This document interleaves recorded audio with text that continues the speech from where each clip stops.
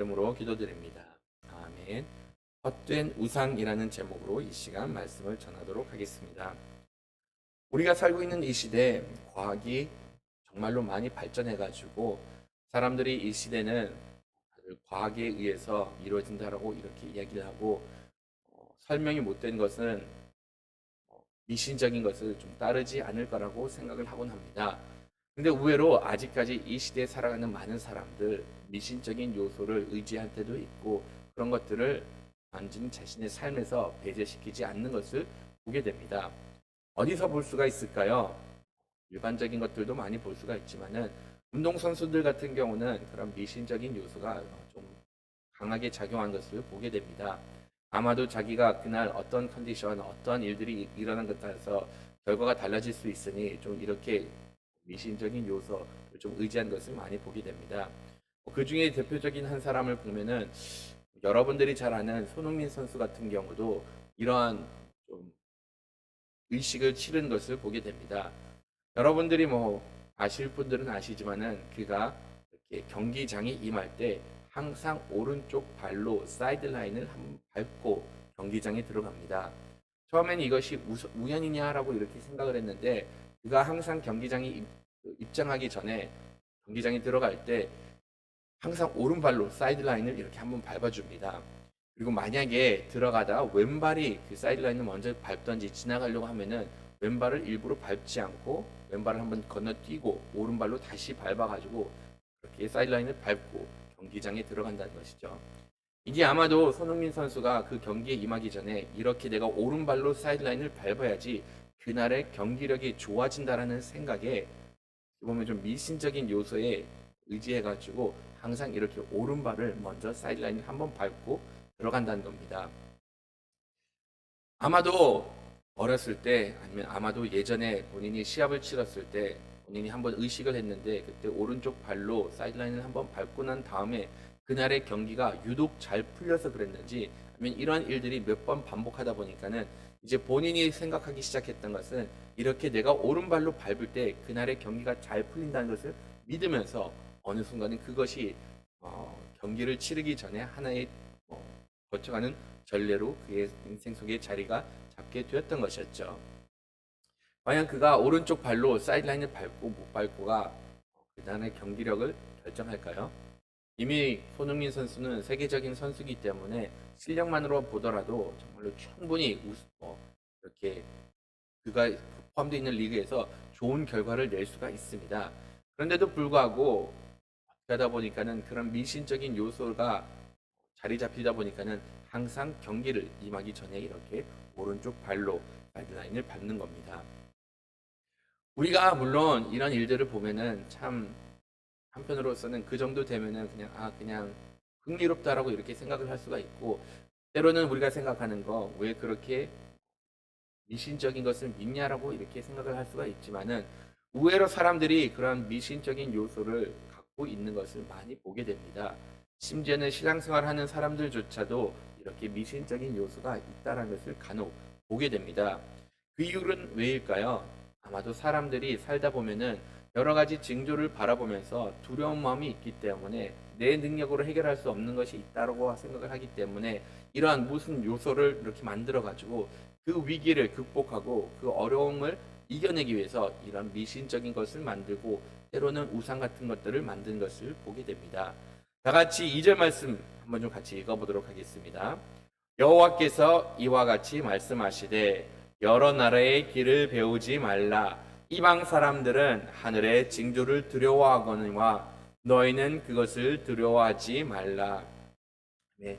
하나님께서 이스라엘 예레미야 선지자를 통해서 남유다에게 이렇게 얘기한 말, 이방 사람들은 하나님의 하늘의 징조를 두려워하기 때문에 여러 가지 것들을 이렇게 행한다라고 이야기해주고 있습니다. 여러 가지 방법으로 그 두려움을 극복해 나갈 수 있는 것들을 가르쳐주고 있다라고 이렇게 이야기를 하고 있습니다. 실질적으로 사람들이 대자연 앞에 서다 보면은 아니면 세상에 일어나는 일들을 보면은 이것 나의 능력으로 해결할 수가 없다라는 것을 잘 알고 있습니다.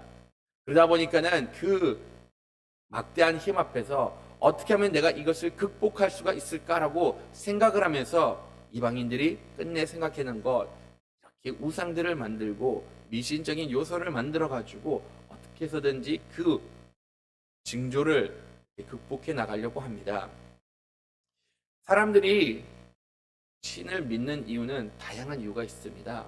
몇 가지 이유가 있는데 그 중에 하나가 무엇인가라고 생각을 하면은 자기가 해결할 수 없는 것들을 맞이하게 되었을 때 그것을 해결하기 위해서 그 위기를 극복하기 위해서 자신들이 종교를 갖는 사람들이 의외로 많다는 것이죠.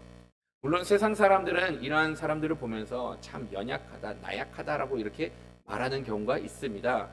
저는 거기에 대해서 좀 동의하지 못하는 것이 우리가 현실을 살다 보면은 실질적으로 우리의 능력 밖에 있는 것들이 있고 내가 혼자서 해결할 수가 없다는 것이 없는 것들이 많다는 것을 너무나도 잘 알고 있습니다. 그러면은 이런 가운데 이런 모든 것들을 인정을 하고 내가 신앙을 갖기 시작하고 하나님을 의지하게 된다라고 하면은 어떤 일이 벌어질 수가 있을까요? 하나님께서는 전지전능하신 분이기 때문에 내 모든 상황을 아시고 그 상황 가운데서 어떻게 나를 구해주실 수 있는가를 아시기 때문에 내가 어려움에 처했을 때 내가 도저히 내 힘으로 해결하지 못했을 때 하나님께서는 나를 그 가운데서 구원을 해 주시는 분이십니다. 저는 오히려 이 사실을 알고 있기 때문에 위기 가운데서도 오히려 평안함을 누릴 수가 있고 어려운 가운데서도 오히려 그런 가운데서 안정감을 찾으면서 그 위기를 극복해 나갈 수가 있다는 것이죠. 반대로 아예 그냥 의지할 것이 없다라고 하면은 세상 사람들 항상 두려움에 떨 수밖에 없습니다. 또한 모든 것들을 내가 나의 혼자의 능력으로 해결해야 된다라는 그런 생각에 쉼조차도 온전히 가질 수가 없다는 것이죠. 그렇기 때문에 한편으로서는 우리가 무엇인가를 의지할 수가 있고 우리가 이렇게 하나님을 의지하면서 살아갈 수가 있다는 것 자체는 우리 삶에 있어서 큰 덕이 될 수밖에 없습니다. 그런데 이러한 덕, 하나님을 온전히 믿고 하나님 온전히 따르면 문제가 되지 않습니다. 근데 안타깝게도 남유다에 있었던 사람들은 하나님을 바라보지 않고 두려운 징조가 있었을 때 안타깝게도 이방 왕들이 가르치는 대로 이방 풍습대로 이렇게 우상들을 만들면서 하나님을 외면을 하기 시작했던 것이었죠. 이 이방 사람들은 어떤 풍습을 지녔을까요? 3절부터 그들이 행한 것을 볼 수가 있는데 나무를 베고 그것을 깎아가지고 그것을 은과 금으로 꾸미는 것을 보게 되었다라고 이렇게 이야기를 하고 있습니다. 그런 다음에 그것을 섬기고 거기에 대해서 이렇게 우상 숭배를 한 것을 이렇게 보게 됩니다. 이런 것들 아무런 스몰짜기가 없고 아무런 도움이 안 되는데도 불구하고 이들은 이렇게 거짓된 우상을 만들면서 그것을 섬기는 것을 이렇게 보여주고 있었던 것이었죠. 생명도 없는데도 불구하고 실질적으로 그들에게 도움이 되지 못하는데도 불구하고 사람들은 마치 이것이 이 위기에서 나를 극복해 줄 수가 있다라는 생각에 생명도 없는 것을 자기의 우상으로 만들고 신으로 만들고 이렇게 섬겼던 것이었죠. 이것은 우상을 섬기는 여러 그 이유 중에 하나인데 자기가 거있는 그 위치 가운데서 위기 가운데서 벗어나올 수 있다라는 힘이 있다라는 생각에 그것을 내 우상으로 만들기 시작했던 것이었죠. 오늘날의 우상들 이렇게 문자적으로 나무로 깎지는 않습니다. 하지만 우상들은 우리 삶 가운데서 여전히 존재를 하고 있습니다. 보이지 않는 우상, 보이는 우상, 각종 이유를 붙이면서 그런 헛된 것들을 섬길 때가 있다는 것이죠. 저도 완전히 자유로울 수가 없다는 것이 우리가 살다 보면은 다른 것을 좀 의지할 때가 있다는 것이죠. 다른 것을 의지하는 것 자체가 때로는 그것이 내 삶 가운데서 우상이 될 때가 있습니다. 사람들이 자유롭지 못하는 것, 현실로부터 자유롭지 못합니다. 그러면 이 현실을 극복할 수 있기 위해서 깎는 우상이 무엇이 주로 있죠? 많은 사람들 물질을 자신의 우상으로 삼을 때가 있습니다.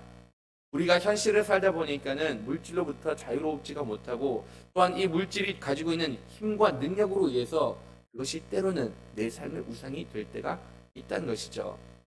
저도 예전에 신학을 공부하기 위해서 어떻게 그 학비를 마련해 볼까라고 생각을 하면서 어떻게 하면은 내가 학비를 마련하고 어떻게 하면은 그 공부하는 기간 동안 잘 이겨낼 수가 있을까라고 고민을 하면서 나름 돈을 벌기 위해서 여러 가지 방법을 동원을 했습니다. 중국에 가가지고 뭐 레슨도 해보았고 그런 여러 가지 방법을 동원을 했는데 결과적으로는 하나님께서 이렇게 내가 거기 가서 레슨을 통해서 학비를 버는 것 원치 않다 보니까는 다시금 저를 이렇게 한국으로 보내주셨고 다시금 그냥 아무런 준비 없이 이렇게 하나님의 일을 시작하게 만드신 것을 경험을 하였습니다. 그리고 나서 학교를 다닐 때 하나님께서 때에 맞춰서 이렇게 물질을 허락해 주시고 어떻게 해서든지 5년이라는 시간을 공부를 할 수 있게 만들고 졸업을 시켜주는 것을 경험을 하였습니다. 제가 그때 잘못했던 것 생각을 해보면은 하나님을 의지하고 하나님께서 모든 것을 제공한다는 것을 이렇게 신뢰하면서 하나님을 바라보고 그냥 그 신학의 길로 들어가면 됐었는데 나름 생각했던 것 어떻게 해서든지 그냥 현실적인 문제를 해결하기 위해서 어떻게 해서든지 물질을 그냥 돈을 벌고 그 돈을 의지하면서 내가 학교를 다니는 시간을 필요한 것들을 채워 나가려는 생각을 가졌던 것을 기억을 하고 있습니다. 물론 우리가 살다 보면은 그런 현실적인 부분 해결해야 됩니다. 그리고 학비를 벌어야 되는 것 필요하면 이것을 꼭 벌어야 했었습니다. 근데 여기서 중요한 것은 내가 이렇게 하나님을 섬긴다라고 이렇게 말을 하고 있지만은 이런 모든 가운데 하나님을 의지하고 있느냐 아니면 물질을 의지하고 있는가를 한 번쯤은 살펴볼 필요가 있습니다. 현실적으로 우리가 살아갈 때 물질 필요합니다.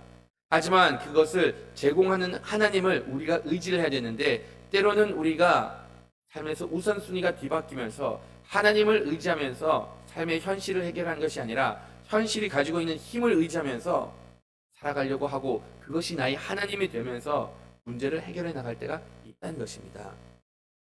같은 것이라고 하더라도 같은 상황이라고 하더라도 우리가 무엇을 우선시 여기고 우리가 무엇을 더 소중하게 여기는가 따라서 그것이 나의 하나님이 되는 것이고 그것이 때로는 나의 우상이 될 수가 있다는 것을 분명히 기억을 하셔야 됩니다.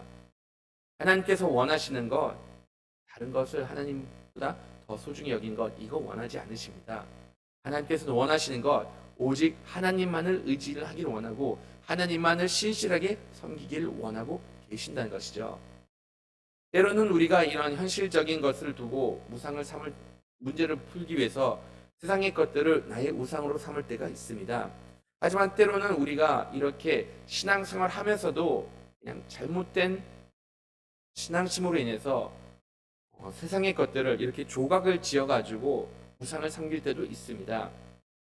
말씀을 보시면은 이 상반 부분에 있었던 내용들이 다시금 후반 부분에 또 반복되는 것을 보게 되는데 이 여러 나라의 지혜로 인해서 이스라엘 백성들이 했던 것은 8절을 다시 보면은 그들은 다 무지하고 어리석은 것이니 우상의 가르침은 나무뿐이라 다시스에서 가져온 은박과 우바스에서 가져온 금으로 꾸미되 기술 공과 은장색으로 손을 만들었고 청색 자색 옷을 입었나니 이는 정교한 솜씨로 만든 것이거니와라고 이렇게 이야기를 하고 있습니다.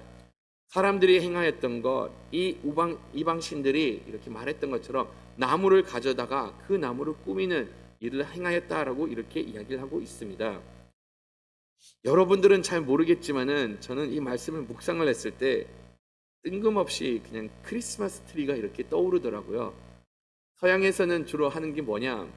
밖에 나가가지고 크리스마스 그냥 나무를 하나 베어가지고 그것을 각종 장식으로 이렇게 꾸미다 보니까는 이게 마치 오늘 말씀에 나와 있는 것처럼 하나님께서 사람들이 크리스마스 트리를 꾸민 것이 아니냐라는 그런 생각을 하게 됩니다.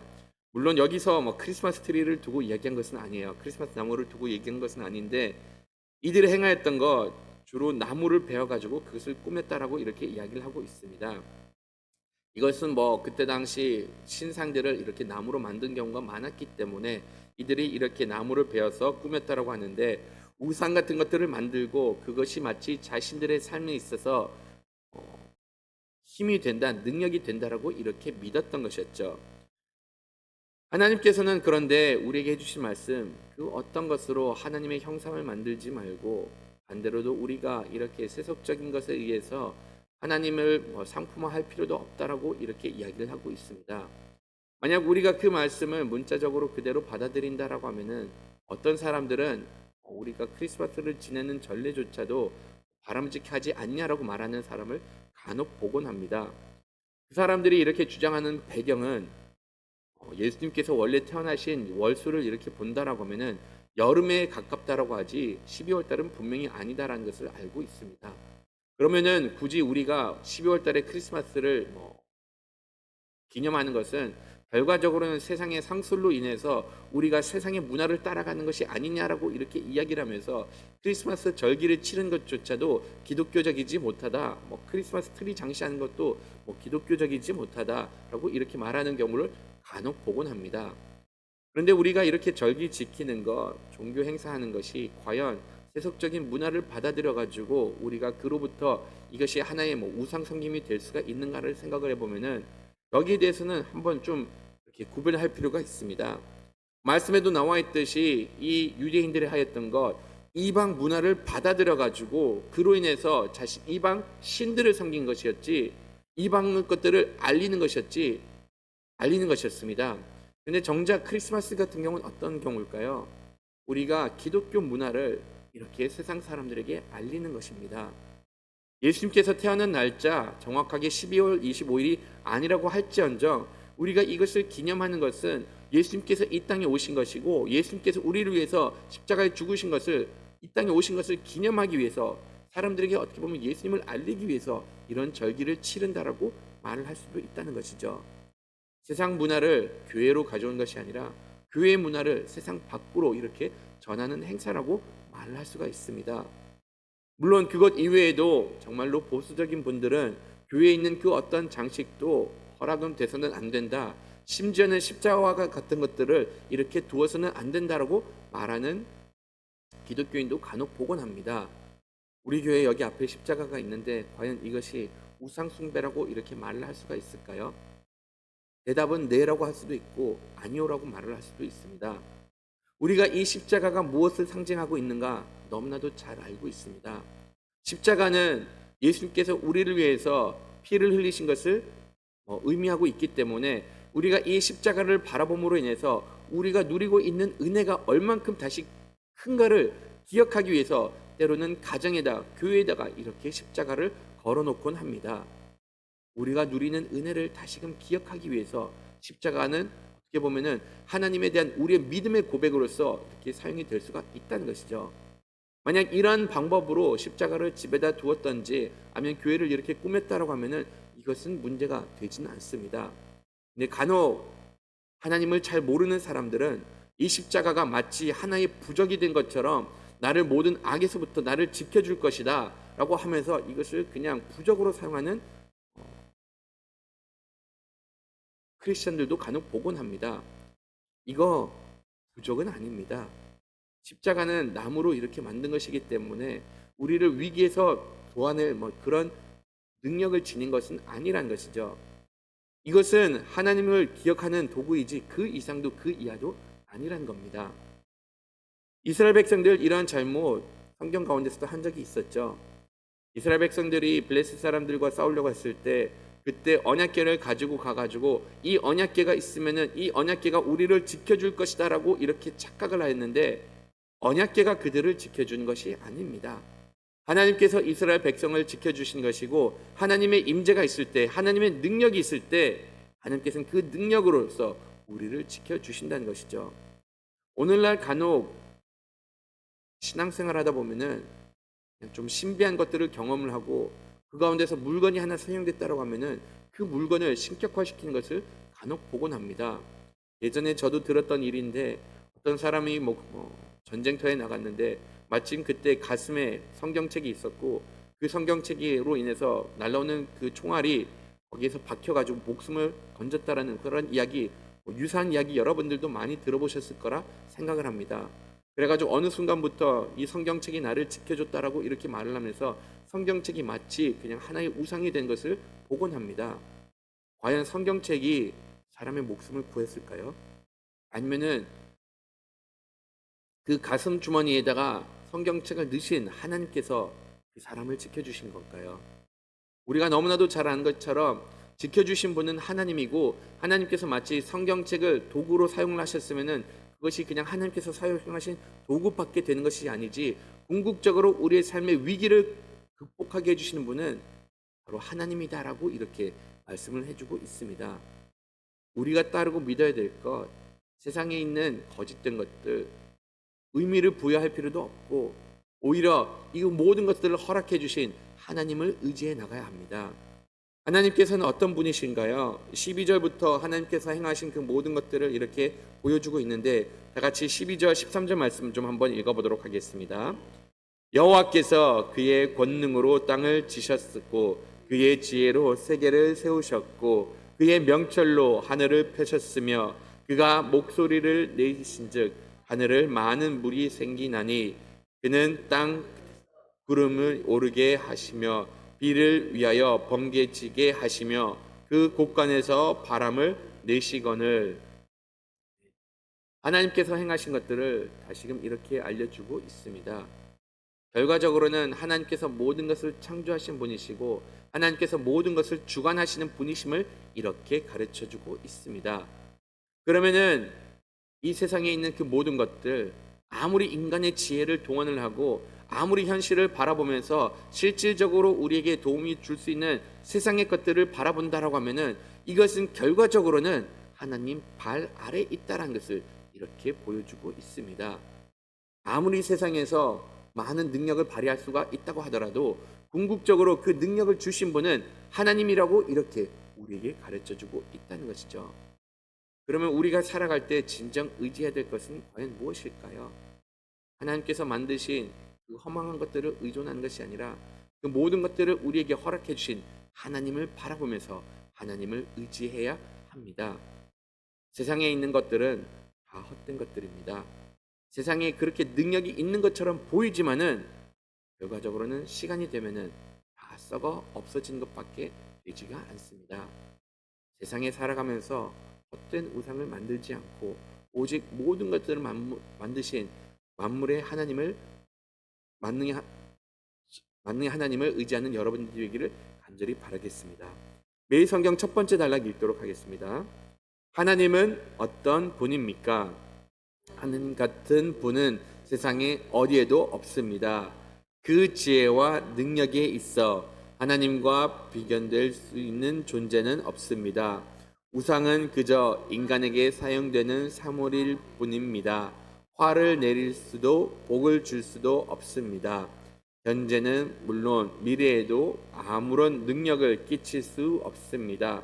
그런데도 하나님을 우상보다 못한 초라하고 무능한 분으로 만들고 있지 않습니까?